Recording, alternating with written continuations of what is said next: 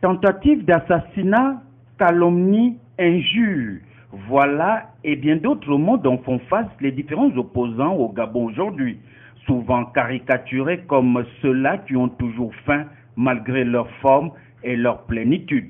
Au regard de tout cela, l'on se demande quels crimes ces hommes et femmes ont commis pour être du jour au lendemain des bannis, des exclus, parfois même comme des diables dans leur propre pays. Si on voit les agissements des gens du pouvoir, être opposant, c'est être le diable. Être le diable, en tout cas, c'est ce qui apparaît. Alors que nous pensons que l'opposition, dans le processus démocratique que nous avons engagé, a bien sa place là.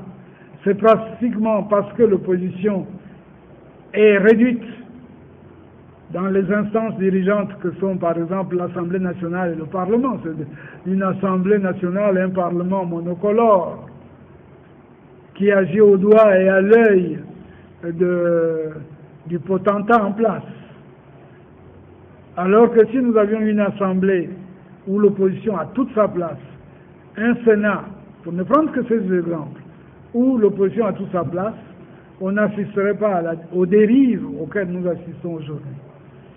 Selon Jules Aristide Bourdès-Ogouliguédé, la présidence de la République gabonaise va même encore un peu plus loin en impliquant, mieux en associant les pasteurs et autres prêtres à torpiller l'image de ces hommes et femmes appelés communément opposants à travers leurs prêches et enseignements, une chose qui n'est pas pour assurer la paix, la cohésion et l'union nationale.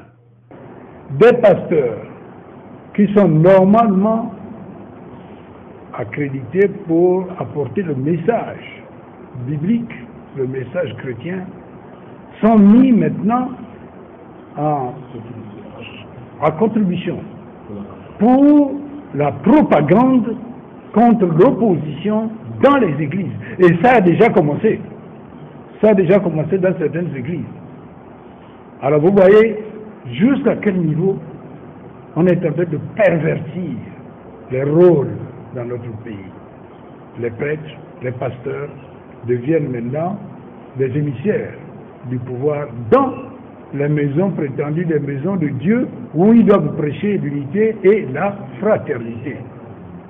Les opposants en général sont des hommes et des femmes au même titre que ceux de la majorité, mais avec un peu plus de courage et d'idéal pour leur société, alors que ceux de la majorité se plaisent et se complaisent en l'État, visent le nombrilisme.